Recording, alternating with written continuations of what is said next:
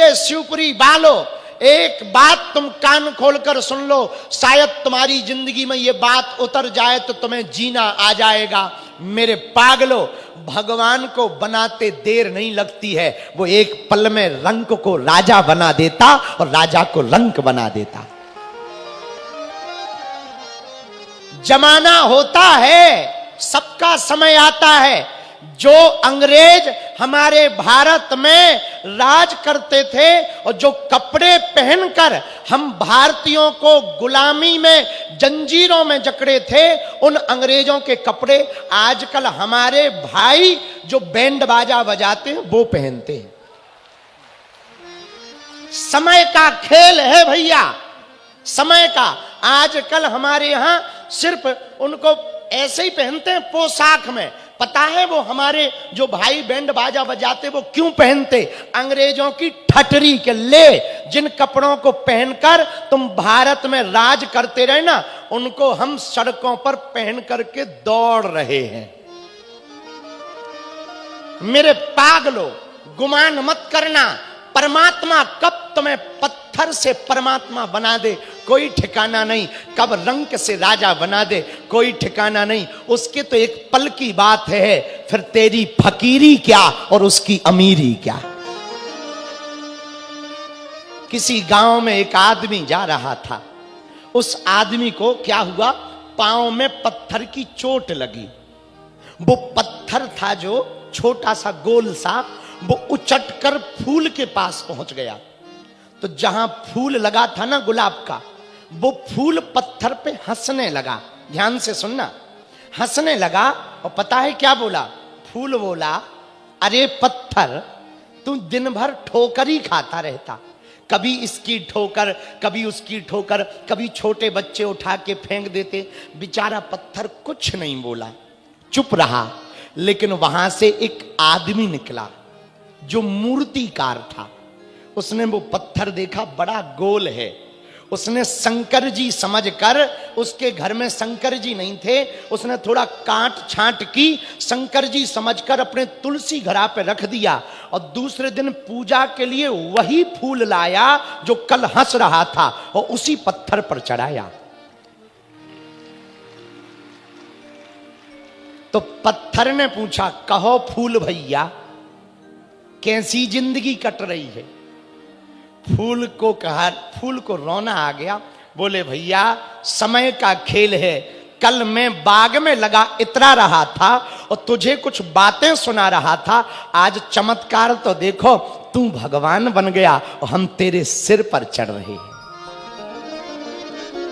समय का खेल है। परमात्मा कब किस रंग को राजा बना दे कोई ठिकाना। इसीलिए गुमान मत करना। और शिवपुरी के पागलों, दूसरी बात, परमात्मा पल में बाजी पलटता है। कब में? कितने में? बोलो बोलो। पल में। आज हम यहां बैठे तो सामने वाले आगे हैं और पीछे वाले पीछे हैं। लेकिन कल हमारा मूड खिसक जाए, या प्रशासन का, कि ये मंच बहुत कमजोर है, कल का मंच उस तरफ से लगेगा तो आगे वाले पीछे हो जाएंगे और पीछे वाले आगे हो जाएंगे। देखो बदल गया खेल एक दिन में। हां, लाइन में खड़े हो, लंबी लाइन में। जब लाइन में कोई प्रशिक्षण के लिए ये सिपाही खड़े होते ना, तब सिपाहियों के जो ट्रेनर होते ना, वो एक अंग्रेजी में शब्द, एक हिंदी में शब्द कहते हैं, पीछे मुड़। और जैसे ही पीछे मुड़ते हैं तो आगे वाला पीछे हो जाता और लास्ट वाला आगे हो जाता। जिंदगी भी ऐसी ही है। आप खड़े रहो भक्ति की लाइन में, आप खड़े रहो, संघर्ष करते रहो। पता नहीं कब परमात्मा तुम्हारी लाइन में आके कह दे पीछे मुड़ और तुम आगे आ जाओगे। ये जो वृद्ध बैठे हैं ना मंच पर, ये जो नीचे बैठे हैं, इन्होंने 4 दिन में कभी नहीं सोचा होगा कि ऐसा होगा कि हम आगे बैठेंगे। इनके मन में तो ये था, बागेश्वर वाले गुरुजी कथा करने आए हैं, कथा सुनने जाते हैं, दिख जाएंगे स्क्रीन पर, टीवी पर, वहीं से देख के आ जाएंगे। पर कल सन्यासी बाबा ने कहा, एक काम करो, जो दूर देखते ना उनको आगे बुलाओ। ये परमात्मा की कृपा है। किसकी कृपा है भैया? जोर से बोलो।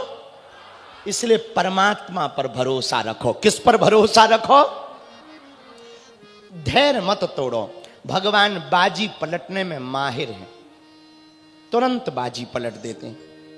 परमात्मा बाजी पलटता है, कब पीछे वाला आगे हो जाए कोई ठिकाना नहीं। तुम अपने आप को दीनहीन मत समझो, तुम अपने आप को कमजोर मत समझो, तुम अपने आप को परेशान मत समझो। उस परमात्मा के लिए, तुम्हारे लिए, उस परमात्मा के लिए तुम्हारा संकट एक चुटकी का नहीं है।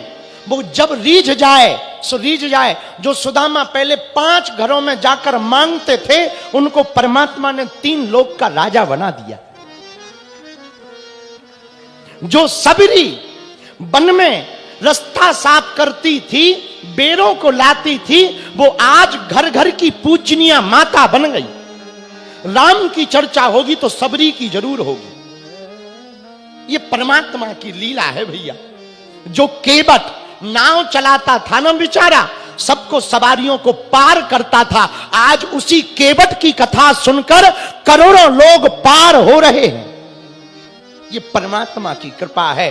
परमात्मा कब किस पर कृपा कर दे कोई ठिकाना नहीं है भैया। हम अपनी ही कहें, ये जो तुम्हारे सामने बैठा ना छोटा सा दास, नाम बाबा बागेश्वर बाबा, देखो कितनी महिमा मंडन। पूज्य दंदरुआ वाले महाराज जी ने क्या कहा, इन्होंने क्या कहा, पर भैया हमें अपनी औकात पता है। कल तक हमारी औकात क्या थी भैया? जिस गांव में हम रहते हैं ना, गड़ा गांव में, आज भी उसी गांव में रहते, हमारा सरपंच भी हमें बैठने के लिए कुर्सी नहीं देता था।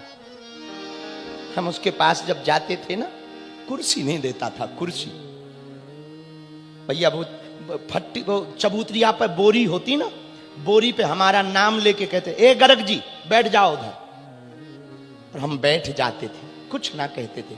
और सब कुर्सियों पे बैठते थे, हमको कुर्सी तक के लिए नहीं पूछा जाता था, पर हमने हिम्मत नहीं हारी, डटे रहे, उनका नाम लेते रहे। हमारे जिस गांव में हमारा जन्म हुआ, विधायक भी 5 साल में एक बार आता था, लेकिन आज उस परमात्मा की कृपा तो देखो, पूरी दुनिया के लोग उस गांव में जाते हैं। ये बालाजी की कृपा है, ये परमात्मा की कृपा भैया। उस परमात्मा की कृपा का प्रत्यक्ष उदाहरण है। जिस गांव की हम बात कर रहे हैं ना, हमारे यहां सड़क नहीं थी 15 साल पहले, सड़क नहीं थी। 5 किलोमीटर पैदल हम पढ़ने जाते थे, फिर लौट कर आते थे, पैदल जाते थे। 2 घंटा जाने में लगता था, 2 घंटा आने में लगता था, फिर पढ़ने जाते थे। भैया आज उस गांव का हाल देखो। बालाजी ने थोड़ी पूंछ क्या घुमाई, प्रधानमंत्री और राष्ट्रपति दोनों 3 दिन में दर्शन करने पहुंचे। ये महिमा मंडन करने के लिए बात नहीं हम सुना रहे ना, मेरे पागलों। शिवपुरी के जितने भी दीनहीन लोग अपने आप को आप मानते हो, जो मानते कि हमारी जिंदगी में कुछ भला नहीं होगा, जो मानते हमारा कोई नहीं है, जो ये मानता है कि हम तो बहुत दीनहीन हैं, भैया हम तुम्हें दावे के साथ आज कथा में कह रहे, तुम हनुमान जी के चरण पकड़ लो, वो पल में बाजी बदलने की क्षमता परमात्मा रखता है। कब भगवान कृपा कर दें कोई ठिकाना नहीं है। जो फूल उगते हैं, फूल फूलते हैं, पर फूलों को पता नहीं रहता उन्हें मंदिर में जाना है कि अर्थी पे जाना है, और दोनों जगह जाते हैं। अर्थी पर भी फूल चढ़ते हैं और मंदिर पर भी फूल चढ़ते हैं। प्रेमिका के बालों में भी फूल गूंथे जाते हैं, और नेताओं के यहां पर पैरों के नीचे भी लताड़े जाते हैं। हाँ, फूल वही है, पर पता नहीं है कहां जाएगा। मेरे पागलों, यदि तुम परमात्मा के चाकर रहोगे, तुम परमात्मा के भगत रहोगे, हनुमान जी के चरणों को पकड़ लोगे, शिवपुरी के पागलों, तुम्हारे दिन बनते देर नहीं लगेगी, और वो दिन दूर नहीं जब तुम्हारी जिंदगी में भी 4 चांद लग जाएंगे। क्योंकि भगवान के घर देर है, क्या नहीं है? अंधेर नहीं।